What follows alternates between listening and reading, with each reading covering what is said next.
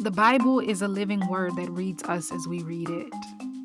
It's a person, a voice that proves that time is not linear, as one sentence can confirm the past, guide the present, and declare the future.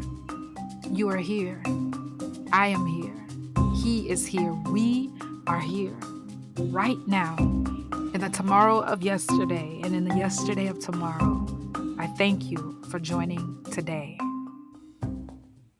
So we're back. Thank you so much for joining once again.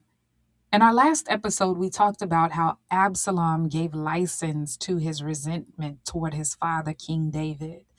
He staged a coup to overthrow the kingdom and sent David running to the other side of the Jordan River. Loyalties were divided. There were some that sided with David, and there were many who sided with Absalom, including one of David's counselors, Ahithophel. David organized his troops to go out and fight against Absalom's army, but he sent his troops out with strict instructions to be gentle with Absalom. David's men went out to fight, and they did not disappoint. There were 20,000 casualties, but interestingly enough, the forest itself wiped out more men than either side. During the battle, Absalom ran into some of David's men. We don't know if they actually pursued him or if they followed the king's instruction.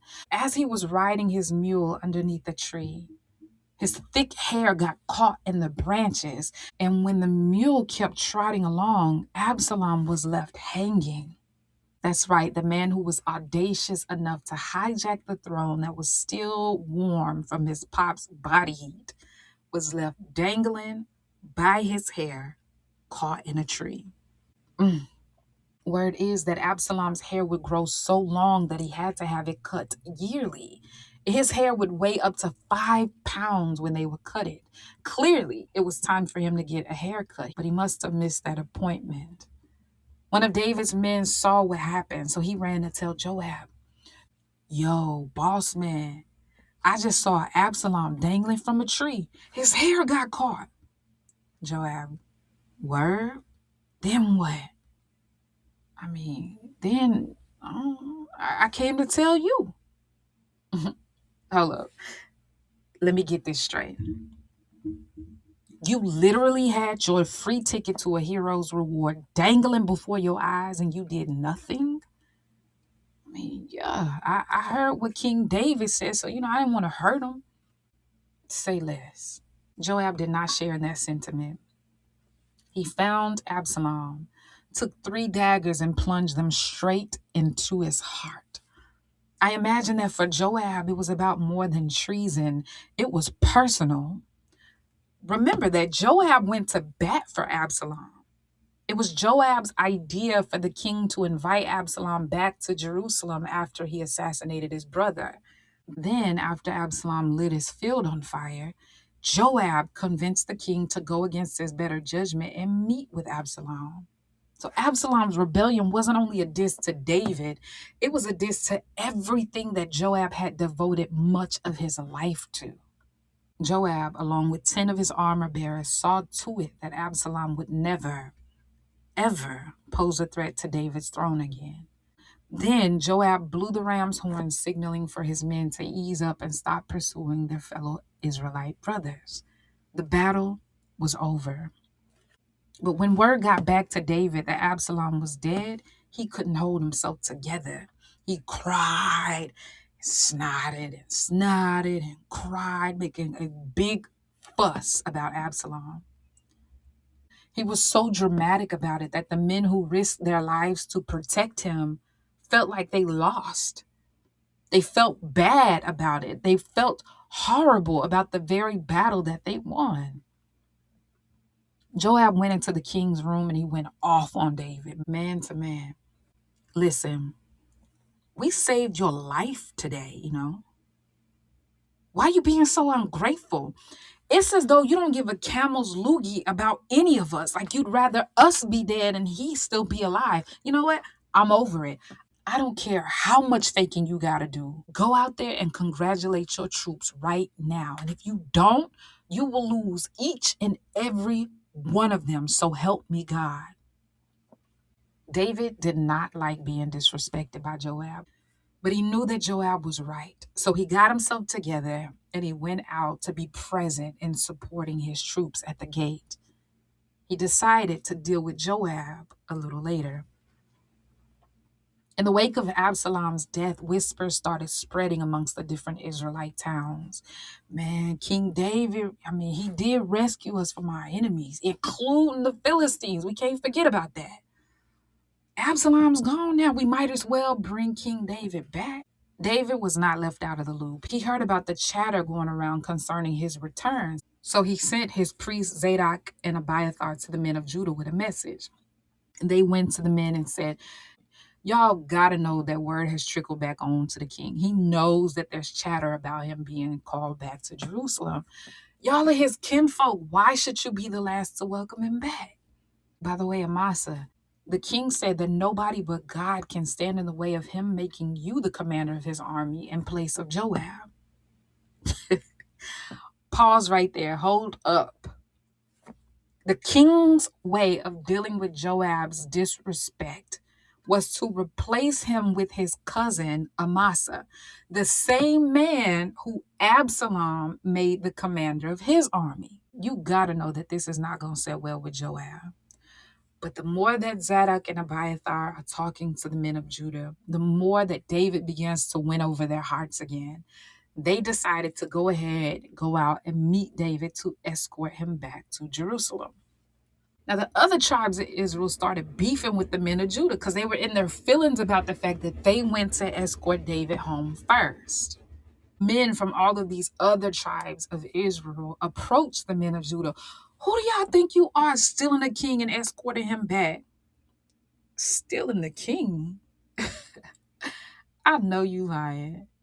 Man, he's part of our tribe.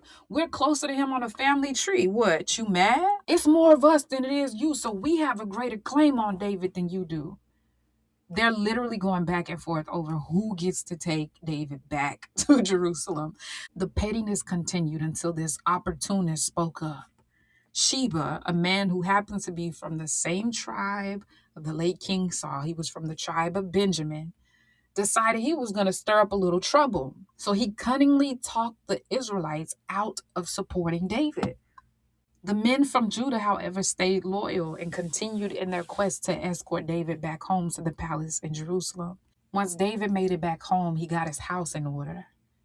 If you recall from the last episode, there were 10 women that he needed to lay off. Not to worry, he gave them a very generous severance package and committed to continue to take care of them. He just refused to lay with them because his son did.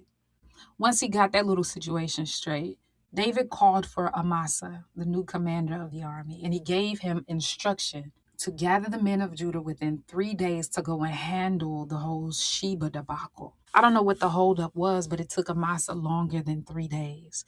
So David spoke to Joab's brother, Abishai, and told him Sheba needs to be dealt with or he gonna cause more problems than Absalom did.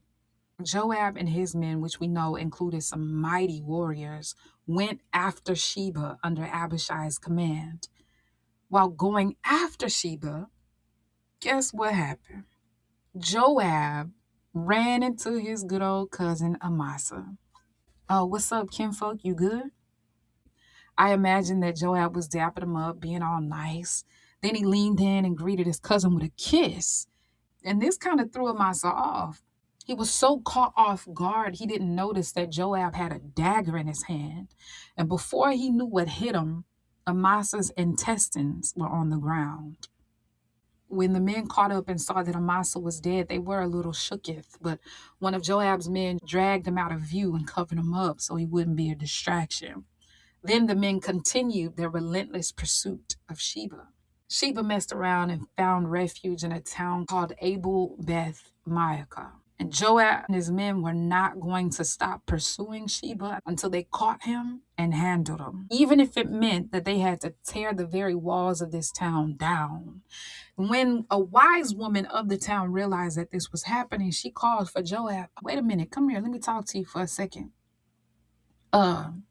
What's the problem? Why are you coming for us? Joab responded, we have no beef with y'all, but there's somebody in your town that we gotta get. Say less. She said, tell me who it is. We'll handle it for you. Joab let her know it was Sheba. And she said, don't worry about it. We got you. Don't even worry about him. The wise woman went. She spoke to the people of her town. And before you know it, they are chunking Sheba's head over the wall.